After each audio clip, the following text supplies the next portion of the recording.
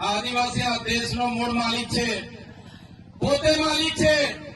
એટલે ગમે એવો ખમીરબંધી હશે, ગમે એવો કરોડોપતિ હશે, ગમે એવો અબજોપતિ હશે, એનાથી ઓબો બોબો કરી શકાય નહીં. પણ આપણો ગામનો આદિવાસી આજે પણ ઓબો બોબો કરીને પોતે સ્વતંત્ર છે, પોતે આ દેશનો આ ગામનો માલિક છે, સાબિત કરે છે. આ ઓબો બોબો આબુમાં દેશું, આબુમાં રાજ. આદિવાસી આ દેશનો માલિક છે. એ ચૈતર વસાવા નથી કહેતા, દેશની સુપ્રીમ કોર્ટ કહે છે. આદિવાસીનો ઇતિહાસ કહે છે, યુનો કહે છે, આપણો બંધારણ કહે છે. સાથીઓ, આદિવાસી આ દેશમાં 1-2 વર્ષ નહીં, હજારો વર્ષ પહેલા, સૌથી પહેલા પૃથ્વી પર કોઈ આવ્યું હોય તો એ આદિમાનવમાંથી આદિવાસી આવેલો છે. આદિવાસી આપણા પૂર્વજો હતા. આદિ અનાદિકાળથી આ પૃથ્વી પર વસનારા આપણા પૂર્વજો હતા. હજારો વર્ષ પહેલાની આપણી સંસ્કૃતિ છે, ધર્મો પૂર્વી સંસ્કૃતિ છે. આપણી ધર્મોથી પણ પૂર્વી આદિવાસીઓની સંસ્કૃતિ છે. તમે મોહેન્જો-દડો હડપ્પાની સંસ્કૃતિનો અભ્યાસ કરી લેજો, તમે સિંધુ ખીણની સંસ્કૃતિનો અભ્યાસ કરી લેજો. એ સંસ્કૃતિ અને સભ્યતા એ આપણા આદિવાસીઓની સંસ્કૃતિ હતી. એ આપણા પૂર્વજો હતા. અમે હમણાં હનુમાન દાદાના મંદિરે જઈને આવ્યા ત્યારે તમે રામાયણ ઉઠાવીને પણ વાંચો. રામાયણમાં પણ જે હનુમાન દાદા અને ભીલડી સભરીની જે વાત આવે છે, નિષાદ રાજાની જે વાત આવે છે, એ આપણા આદિવાસી આપણા પોતાના પૂર્વજો હતા. તમે મહાભારત ઉઠાવીને વાંચશો, એમાં એકલવ્યની જે વાત આવે છે એ આપણા પૂર્વજ હતા. એવી જ રીતે આપણા નાના મોટા રાજા રજવાડા હતા, કબીલા હતા. આદિવાસીઓ સ્વતંત્ર હતા. ધીરે ધીરે આપણા આ આદિવાસીઓ પર બહારના લોકોના આક્રમણ થયા. પોર્ટુગીઝો આવ્યા, ડચ આવ્યા, હુણો આવ્યા, અંગ્રેજો આવ્યા, સ્પેનિશો આવ્યા, મુગલો આવ્યા, આર્યો આવ્યા અને ધીરે ધીરે આપણા કબીલા નષ્ટ થઈ ગયા. બીજા લોકોએ અંદરો અંદર લડાવીને આદિવાસીઓને ખતમ કરી નાખ્યા. ત્યારે સાથીઓ, તમે મહારાણા પ્રતાપનો ઇતિહાસ પણ વાંચી લેજો. જ્યારે મહારાણા પ્રતાપ પર મુગલ અકબરે જયારે આક્રમણ કર્યું, અકબરની સેના આખો કિલ્લો ઘેરીને બેઠી હતી, ત્યારે મહારાણા પ્રતાપ સાથે પોતાના ભાઈ પણ નહોતા. ત્યારે પૂંજા ભીલ પોતાની આખી ફોજ લઈને ગયા. એ આપણા પૂર્વજો હતા.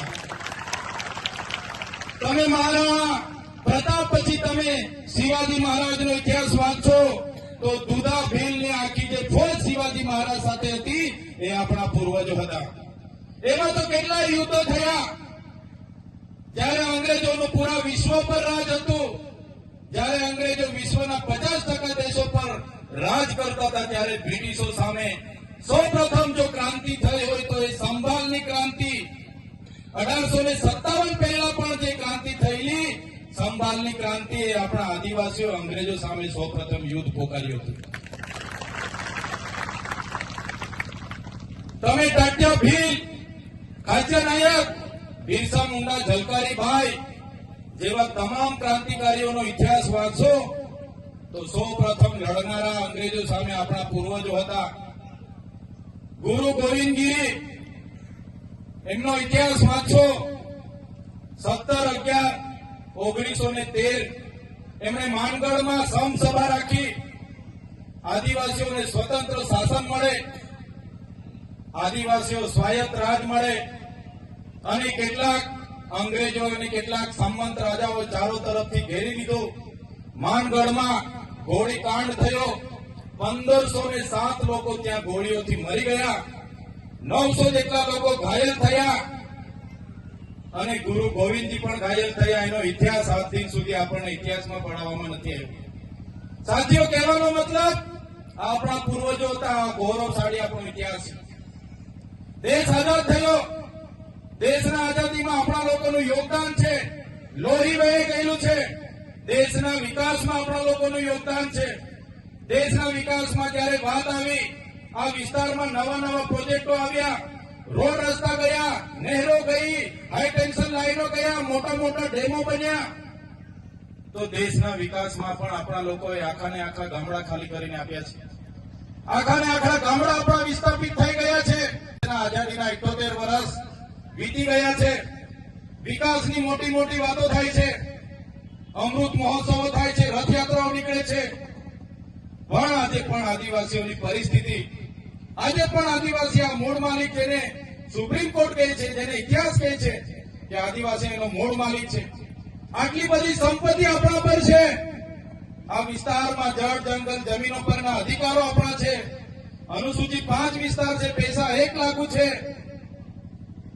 આટલી મોટી સંપત્તિ, પાણી આપણી પાસે છે, વીજળી આપણી પાસે છે, રેતીની ખાણો આપણી પાસે છે, લિગ્નાઇટની ખાણો આપણી પાસે છે, ખનીજો આપણી પાસે છે, પથ્થર આપણી પાસે છે, જળ, જંગલ, જમીન આપણી પાસે છે. છતાંય આજે આદિવાસીને, મૂળ માલિકને આ સરકારોએ મજદૂર બનાવી દીધો છે.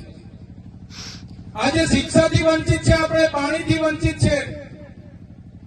આજે પણ આપણા બાળકોને ભણાવવા માટે શિક્ષકોના આંદોલનો કરવા પડે, શાળાઓના આંદોલનો કરવા પડે, પીવાના પાણીના આંદોલનો કરવા પડે, સિંચાઈના આંદોલનો કરવા પડે.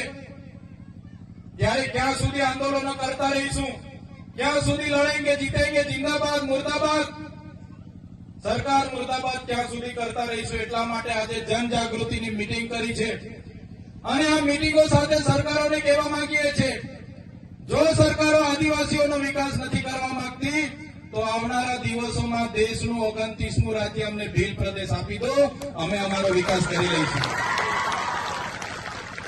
ભીલ પ્રદેશ આપી દો અમને, આદિવાસીઓને સ્વાયત્ત રાજ. અમારી રાજધાની અમે કેવડિયા બનાવીશું. અમારી પાસે પાણી છે, અમારી પાસે લિગ્નાઇટ છે, રેતી છે, પથ્થર છે, જળ અને જંગલ છે. અમે રેવન્યુ ઉભું કરી લઈશું અને અમારો વિકાસ કરી લઈશું. જે અમારો ભીલ પ્રદેશ હતો, આઝાદી બાદ એ ભીલ પ્રદેશને રાજસ્થાન, મધ્યપ્રદેશ, મહારાષ્ટ્ર અને ગુજરાતમાં વિભાજિત કરવામાં આવ્યો. આ ભીલ પ્રદેશ આજે પણ અમે મહારાષ્ટ્ર સાથે જોડાયેલા છે, આજે પણ એના લોકો મધ્યપ્રદેશ સાથે જોડાયેલા છે. આજે પણ અરવલ્લી, વિજયનગર, સાબરકાંઠાના લોકો રાજસ્થાન જોડાયેલા છે. આજે પણ અમે બોર્ડરલેસ થઈને અમારી એકબીજાની રીત રિવાજો, અમારી પરંપરા, અમારી રૂઢિઓ, અમારો પહેરવેશ, અમારી બોલી ભાષા આજે પણ અમારી સાથે છે. આજે પણ અમે બોર્ડરલેસ થઈને એકબીજા સાથે રોટી બેટીનો વ્યવહાર કરીએ છીએ. એટલે સરકારોને કહેવા માંગીએ છીએ, જો સરકારો આવનારા દિવસોમાં વિકાસ આપણો નહીં કરે તો તમામ યુવાનો, તમામ આગેવાનોને, મારી માતા બહેનોને આહવાન કરીએ છીએ, આવનારા દિવસોમાં ભીલ પ્રદેશ માટે આપણે બહાર આવવું પડશે, સરકાર સામે મોરચો ખોલવો પડશે. જે રીતે તેલુગુ લોકોને તેલંગાણા મળ્યો, તમિલ લોકોને તમિલનાડુ મળ્યો, મરાઠાઓને મહારાષ્ટ્ર મળ્યું, ગુજરાતીઓને ગુજરાત મળ્યો, જે રીતે પંજાબીઓને પંજાબ મળ્યો, નાગા લોકોને નાગાલેન્ડ મળ્યો, ઝારખંડીઓને ઝારખંડ મળ્યો, એ જ રીતે અમને આદિવાસીઓને અલગ ભીલ પ્રદેશ આપી દો, અમારો રાજ્ય અમે અલગ બનાવીને અમારો વિકાસ કરી લઈશું. આર્ટિકલ 3 જોગવાઈ છે, પાર્લામેન્ટ ધારે, રાષ્ટ્રપતિ ધારે તો આપી શકે છે, પણ આ સરકારો આપણને મજદૂર બનાવવાના પ્રયાસો કરી રહી છે. સાથીઓ, આજે ગુજરાતમાં આપણે 15% વસીએ છીએ. આજે દેશમાં આદિવાસીઓની વસ્તી 8% છે. આજે ગુજરાતમાં 15% વસ્તી હોવા છતાં મહત્વના હોદ્દા ઉપર આદિવાસીઓને નથી લાવવામાં આવતા. તમે જોઈ લો, આજે ગુજરાતની ન્યાય પ્રણાલિકોમાં વસ્તીના હિસાબે 100 જજમાંથી 15 આપણા હોવા જોઈએ, નથી. કલેક્ટર અને એસપી હોય કે ડીડીઓ હોય, કોઈ પણ આઈએસ અધિકારી હોય કે આઈપીએસ અધિકારી હોય, 100 માંથી આપણા 15 હોવા જોઈએ, પણ નથી. તમે આજે જોઈ લો, ટીડીઓ હોય કે મામલતદાર હોય, પીએસઆઈ હોય કે પીઆઈ હોય, આપણા આદિવાસી 100 માંથી 15 નથી. માત્ર ને માત્ર આપણા 100 માંથી 90 કે 80% મજદૂર આપણા મળશે. આ પરિસ્થિતિ આ સરકારોએ કરી છે. એટલા માટે આપણે બધાએ જાગવું પડશે. આપણે, આપણો ઇતિહાસ ગૌરવશાળી છે. એ ઇતિહાસ આપણે ક્યારે નહીં ભૂલવો જોઈએ, આપણી સંસ્કૃતિ ક્યારે નહીં ભૂલવી જોઈએ. જ્યાં સુધી આપણી પરંપરા, આપણી રૂઢિ, આપણી સંસ્કૃતિ, આપણી સભ્યતા, આપણા રીત રિવાજો, આપણી બોલી આપણે જાળવી રાખીશું ત્યાં સુધી આપણે બચીશું. એ જ વાત કરવા માટે અમે આવ્યા છે. તમે બધા જાણો છો, આપણા શિક્ષણ મંત્રી અમારા નર્મદા જિલ્લામાં આવ્યા ત્યારે શિક્ષણ મંત્રીએ મારા નામની અનેક ટિપ્પણીઓ કરી, અનેક ભાષણો કર્યા. એમણે કીધું કે શું ખોટ પડી ગઈ. ત્યારે શિક્ષણ મંત્રીને હું કહેવા માંગુ છું, તમે શાળાના કાર્યક્રમમાં ઉપસ્થિત હતા શિક્ષણ મંત્રી તરીકે. તમે જે જગ્યા પર આવ્યા હતા એ શાળાનો કાર્યક્રમ હતો અને તમે શિક્ષણ મંત્રી છો. ત્યારે શિક્ષણ મંત્રી તરીકે તમારે એનું ચિંતન કરવું જોઈએ કે આદિવાસી વિસ્તારોમાં નકલી કોલેજો ચાલે છે નર્સિંગના નામે. આદિવાસી વિસ્તારોમાં એક શિક્ષકથી હજારો શાળાઓ ચાલે છે, એની ચિંતા તમારે કરવી જોઈએ. તમે પોતે મંત્રી છો અને આદિવાસી બાળકોને ઉચ્ચ અભ્યાસ માટે જે પોસ્ટ મેટ્રિક શિષ્યવૃત્તિ મળતી હતી એ તમારી સરકારે કેમ બંધ કરી એનો ખુલાસો તમારે આપવો જોઈએ. શિક્ષણ મંત્રીએ એની વાત કરવી જોઈએ. એની જગ્યાએ ચૈતર વસાવા શું કરે છે એની વાત કરતા હતા. ત્યારે એમણે કીધું કે અમે તો કાલે વડાપ્રધાનને મળીને ભીલ પ્રદેશ આપી દઈશું. પણ ભીલ પ્રદેશ કઈ રીતના ચલાવશે? અહીંયા તો કોઈ આદિવાસી ટેક્સ ભરતા નથી.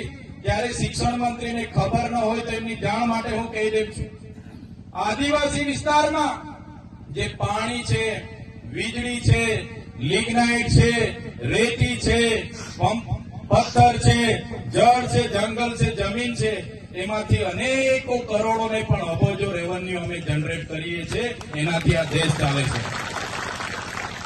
અમે કોઈના પર ભીખ નથી માંગતા. અમે સવારેથી લઈને અમે ટેક્સ ભરીએ છીએ. માચીસ થી લઈને જે પણ સામગ્રી અમે લઈએ છીએ એનો ટેક્સ અમે ભરીએ છીએ. અને તમારા મળતિયાઓ, એનજીઓ, એજન્સીઓ, કોન્ટ્રાક્ટરો ટ્રાઇબલ સપ્લાયનું કરોડોનું બજેટ સગે વગે કરે છે. ત્યારે આદિજાતિ વિકાસ વિભાગે, તમે મંત્રી છો તો આદિવાસી બાળકોની સ્કોલરશીપ કેમ બંધ કરી એનો ખુલાસો તમારે આપવો જોઈએ. 3 વર્ષથી વડોદરાની એમએસ યુનિવર્સિટીના વાઇસ ચાન્સલર બોગસ સર્ટિફિકેટના આધારે નોકરી કરતા હતા, હમણાં પકડાયા છે. એનો ખુલાસો તમારે આપવો જોઈએ. પણ તે આપી નથી શકતા અને હવામાં ફાંકા ફોજદારી કરે છે. ત્યારે ભીલ પ્રદેશ અમે કાલે આપી દેવાની મોટી મોટી વાત કરતા હતા. ત્યારે આપણા સમાજના એ પાર્ટીમાં રહેલા નેતાઓને કહેવા માંગુ છું, તમારી સરકાર અને તમારા સંગઠનમાં તો તમારું કંઈ ઉપજતું નથી. અહીંયા આવીને ફાંકા ફોજદારી કરવાનું છોડી દો. આ સમાજ માટે કંઈ કરો. તે દિવસે આ સમાજને સિંચાઈનું નર્મદાનું પાણી મળશે. આ વિસ્તારમાં સારું શિક્ષણ તમે અપાવી દેશો. આ વિસ્તારના બાળકોની સ્કોલરશીપ ચાલુ કરી દેશો. બોગસ કોલેજો પર કાર્યવાહી કરશો. ખોટા સર્ટિફિકેટો લઈને લાખો લોકો નોકરીઓ પર છે, એમના પર કાર્યવાહી કરશો. અને જે દિવસે તમે જો અમારી સરકારમાંથી અમને અલગ ભીલ પ્રદેશ અપાવી દેશો એ દિવસે અમે તમારો પીઠ થબડીશું ને તમારી સાથે ઉભા રહીને તમારા વખાણ કરીશું. પણ તમે અમને ભીલ પ્રદેશ અપાવી દો. સાથીઓ, આજે મને અહીંયા આમંત્રણ મળ્યું. આપણી આદિવાસીની 27 અનામતની બેઠકો છે, જેમાં આદિવાસી લડી શકે. એ કોઈ પણ પાર્ટીમાંથી લડીને જીતી જાય. આજે 27 ધારાસભ્ય આપણા આદિવાસીઓ વિધાનસભામાં બેસે છે. પણ આટલી મોટી સમસ્યાઓ વર્ષોથી આપણી ચાલે છે. તો તે ડબલ એની જમીનો બધી દાહોદ હોય, મહીસાગર હોય, પંચમહાલ હોય, કેવડિયા હોય, નર્મદા હોય, આ સરકારના અધિકારીઓ શ્રી સરકાર કરીને બધા એમના મળતિયાઓને આપી દે છે. એક પણ નેતા આદિવાસીઓની જમીનો માટે, એક પણ નેતા આદિવાસીઓના શિક્ષણ માટે, એક પણ નેતા આદિવાસીઓના આરોગ્ય માટે બોલવા તૈયાર નથી. બધાને પોતાની ટિકિટોની પડી છે. જ્યારે પાર્ટી ઊંચી આંગળી કરવા ગઈ ત્યારે ઊંચી આંગળી કરે છે. એમને ખબર છે 2 હાથ જોડીશું એટલે તાલુકાની ટિકિટો એમને મળે છે, પગે પડે એટલે એમને જિલ્લાની ટિકિટો મળી જાય છે, અને ઉપરા પડીને દંડવત કરી દે તો ધારાસભ્યની ટિકિટ મળે છે. એ જ આપણા નેતાઓ પાર્ટીઓમાં કરી રહ્યા છે. આજે હું તમારા મંચ પર આવ્યો છું